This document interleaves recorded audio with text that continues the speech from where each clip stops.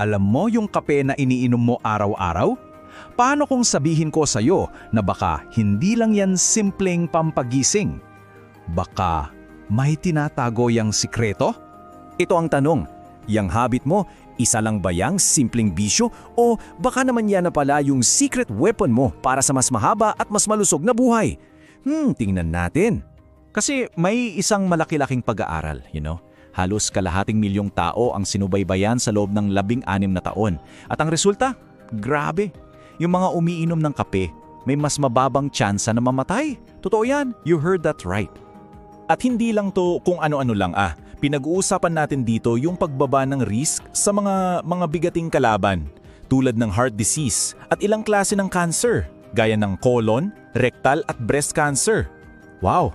So ano yung magic number? Sabi sa research, mga 3 tasa ng kape kada araw, yan daw yung sweet spot. Diyan mo nakukuha yung mga amazing protective benefits na to. 3. Yan, tandaan mo yan. Okay, so ano ba talagang meron sa kape? Saan nanggagaling yung powers niya? Silipin natin kung ano ba yung mga sangkap na nagpapasarap at nagpapalakas sa atin. Una sa lahat, yung tinatawag na polyphenols. Isipin mo sila parang mga personal bodyguard ng mga cells mo. Sila yung mga antioxidant na lumalaban sa stress at actually nakakatulong din laban sa anxiety at depression.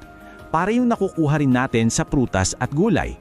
Pangalawa, mayroon din palang prebiotics ang kape. Ano yun?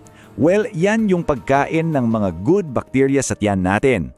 Kasi pag masaya yung mga alaga nating bacteria, mas healthy ang gut natin. At alam mo na, healthy gut, happy you. And of course, ang atin pong bida, ang caffeine.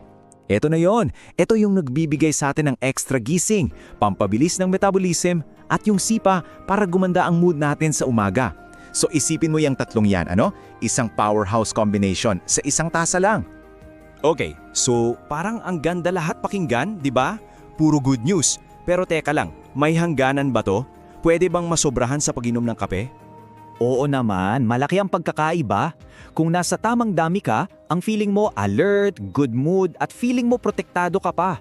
Pero kapag napasobra, dyan napapasok yung pagkahilo, hirap sa pagtulog at yung feeling na balisa o anxious. Kaya tandaan, balance is always the key. Kaya sa susunod na humigrup ka ng kape mo, isipin mo to Hindi lang yan basta-basta habit. Isang ritual na ayon sa siyensya, baka nakakatulong pa sa'yo para humaba ang buhay mo. So, para i-summarize natin, ano ba yung mga key takeaways? Simple lang. Una, i-enjoy mo lang ang kape mo. Ideally, mga 3 tasa sa isang araw. Pangalawa, kung bawal sa'yo ang caffeine, okay lang. Ang decaf may antioxidants pa rin. At pangatlo, at ito ang pinaka-importante sa lahat, kung may personal health concerns ka, please laging kumonsulta sa doktor mo. Sila lang ang pwedeng magbigay ng tamang medical advice para sa'yo. Thank you for watching Coral Preza. Huwag kalimutang mag-like, share, at mag-subscribe para sa mas marami pang practical health tips. Stay informed and stay healthy.